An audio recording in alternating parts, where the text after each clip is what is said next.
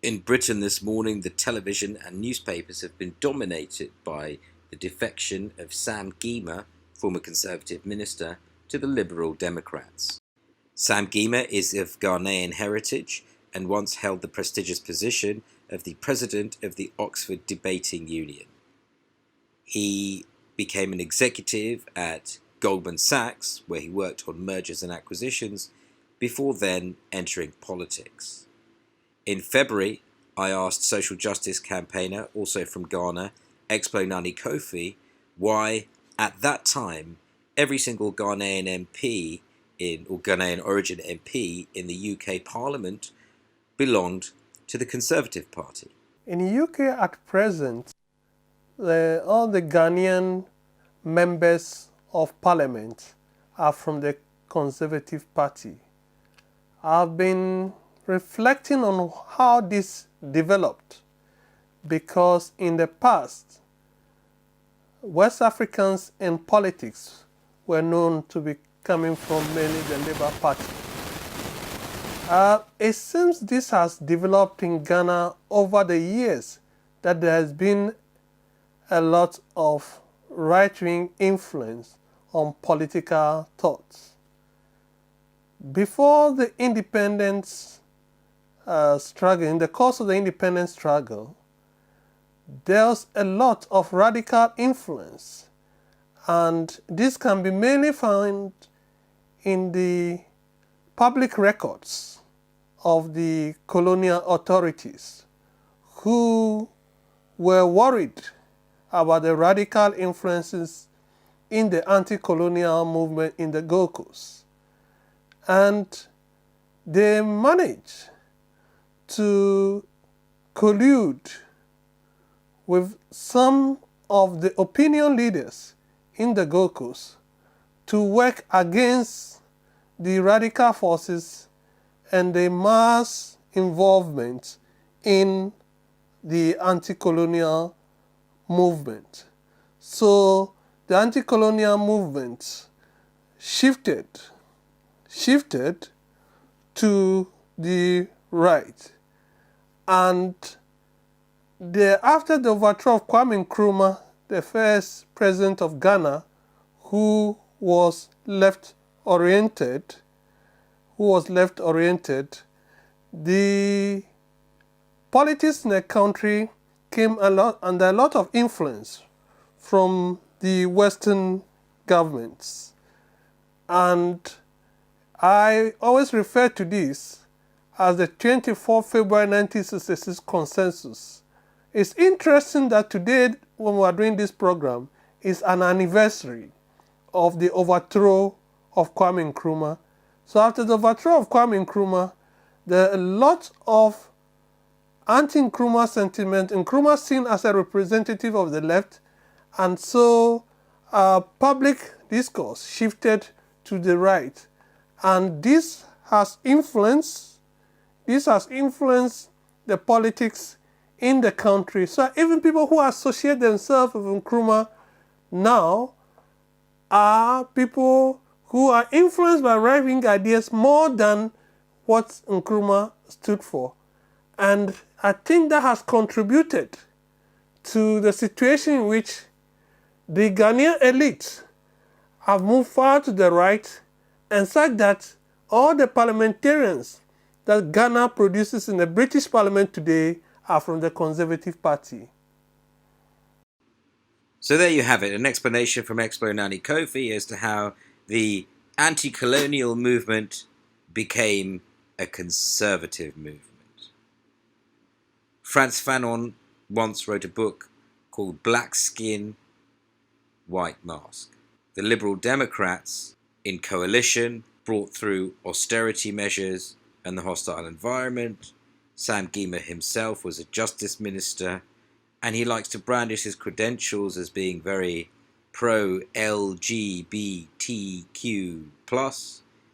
But what did he do about the hostile environment? As Universities Minister Sam Gyimah, when talking about the issue of no platforming of fascists at universities, came up with a term called institutional hostility in order to oppose no platforming. He claimed to be speaking in defence of free speech, but ultimately institutional hostility, this term that he used to blame universities for no platforming people who are right-wing, was something that was a combination of institutional racism and the hostile environment, both of which were really very conservative policies.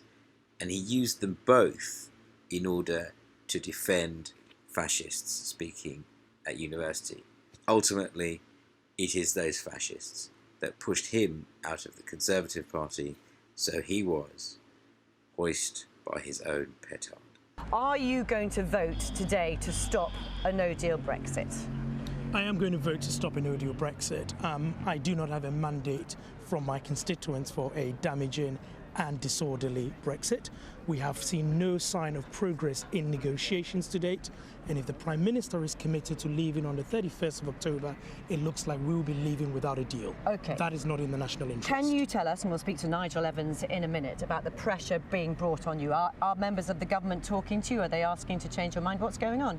Well, I've been surprised about how little pressure there's been from the whips. At one point, I thought the government almost wanted to lose the vote as a pretext to being able to call a general election. I have had very little pressure from the government, but we've had the threat from the Prime Minister that if we vote against him today, we would have the whip withdrawn. But I think the right thing to do in this circumstance for my constituents is to vote against no deal. Okay, Nigel Evans, I saw you raise your eyebrows, would probably be a fair assessment when Sam Gyimah talked about wanting a general election, doing this in the hope of getting a general election. No, what we want is to leave the European Union on October the 31st. And Sam and I took part in the leadership elections a few weeks ago. Boris Johnson stood on the platform that we will leave on October the 31st, do or die. And he got 2/3 of the Tory members voting for him. Now, I accept that result, and therefore I want to give the leader of my party, the Prime Minister, the opportunity to negotiate the best possible deal. I'm not going to tie his hands. He wants to leave with a deal. And whilst Michel Barnier sees people like Sam ready to try and block that, then why would they bother coming to the negotiating table? There is no negotiation going on. We have seen no progress from the Prime Minister. He hasn't published any of his proposals on the backstop. Why would Michel Barnier come to the table if you are going to stop us leaving without a deal? Look, if the Prime Minister is going to negotiate a new deal, he should tell us what that deal is. What we know overnight from leaks of the cabinet subcommittee can I just pick up the official policy to run down the clock. What progress has there been? Well, last night he spoke in Downing Street, and I'm sure Sam was invited to Downing Street yesterday, and he said that he has made advances in the negotiations with Angela Merkel, for instance, who said, let's see what solution you can come up with within a month. What are they? Can you tell us? They're working on those proposals now. He's been given a month to do it, and I think that's important. But what I find absolutely strange, Sam, is that you will be supporting legislation tomorrow, therefore, if this passes today, which actually gives power to the European Union to extend the date beyond the 3 months. Nothing will happen unless Parliament accepts it, as far as No, I saw the clause, and it actually gives the power to the European Council to extend the date beyond January 2020 to a date that they choose, and I think that's bonkers. Right, that's not what it does. No, I read it. I read it this morning. If I can, I'm not sure if viewers at home can see our next guest as well. We've got Alison McGovern, who's a Labour MP. Good morning to you. Good morning. There are so many divisions going on here, but let's just be really clear. What are you going to vote for today? I'm going to vote to stop no deal, because yesterday I was with my constituents who work in the automotive industry at Car Factory, and they need no deal to be stopped. It is their jobs. It's as simple as that. And, I listen to what Nigel Evans says, and I've got to be honest, I really think that it is irresponsible to leave my constituents' jobs on the table when this could have an absolutely dire impact on manufacturing families right up and down the country. It is totally unacceptable. Nigel, I'm going to let you, Nigel Evans, pick up on that. Yep. 850,000 cars a year we buy from Germany. They'll want to carry on selling us those cars. The only way then that's going to happen tariff-free is if we negotiate a proper deal, which will happen as long as Sam stays with us tonight. Nigel doesn't understand how cars are made in this country, which is a long supply chain between here and other European countries, and it's the cutting off of that supply chain which is damaging to jobs. This is not a simple trade as he describes it. That's not how cars are made anymore. They're made across Europe, and we are cutting ourselves off. Well, Can I just interrupt you? Sorry, because I'm really trying to be clear for viewers here as well. So just let's talk about numbers, and Sam, Gyimah and Alison McGovern, if you can answer this. Have you got the numbers to stop what you want, which is stopping a no-deal Brexit? Well, look, we don't know until the motion and the bill is put before the House of Commons.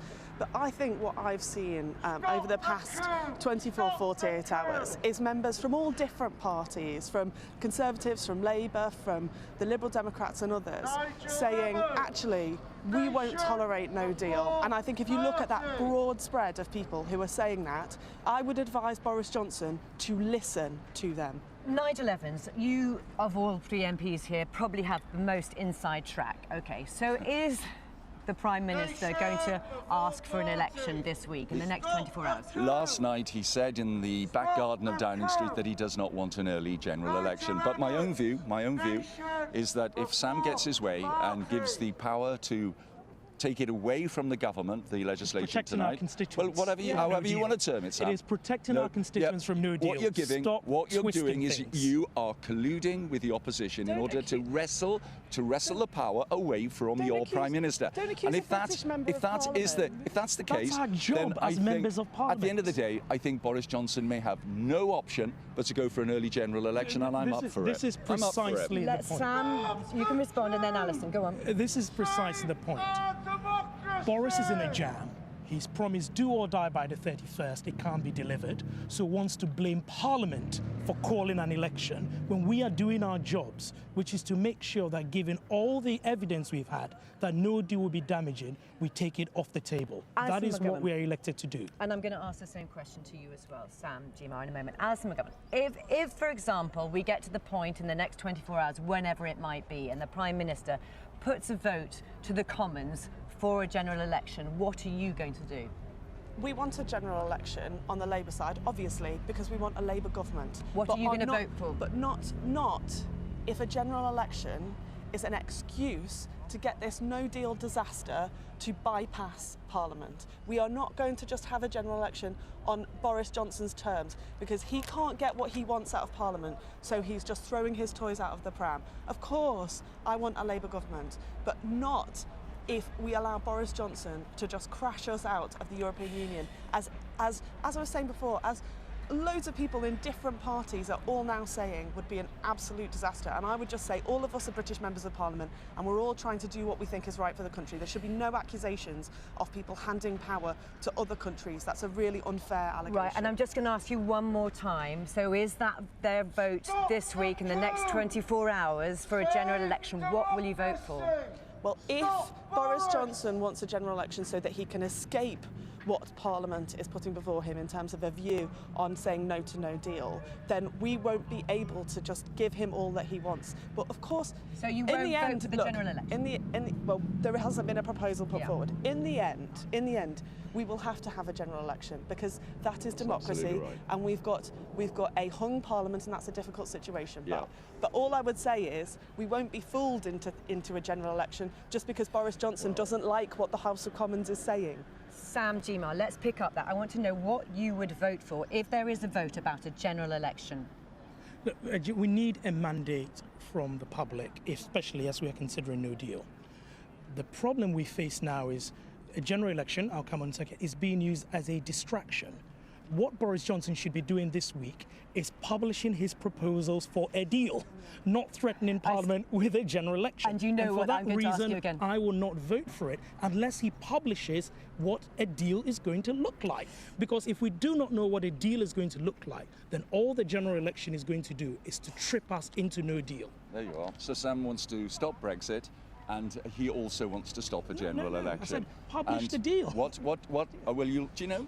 If there is an early general election, Sam, you'll find out exactly what the position of the British government's going to be. And I've always been of a mind that if the British Parliament continues to refuse to obey the instructions of the British people in 2016, we must give That the is no one way to opportunity. debate it. We must give the opportunity back to the British public to change their Parliament. And I will vote for an early general election. Right, I think we've got some clarity from all of you. Very good. Thank you very much indeed for your time. And what we can certainly see is that Parliament, even party, is deeply divided over this. Alison McGovern from Labour, thank you very much. And Nigel Evans, Conservative, and Sam Gyimah, thank you very much indeed for your time here.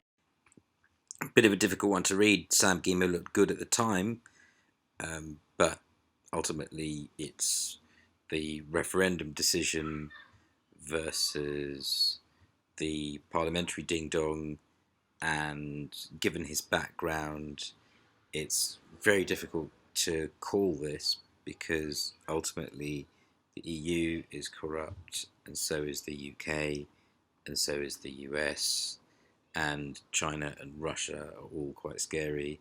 So we have a bit of a conundrum. Is it better to be on the inside pissing out or the outside pissing in? Sam Gyimah, Lib Dems, they smell bad, don't really like it. What to do?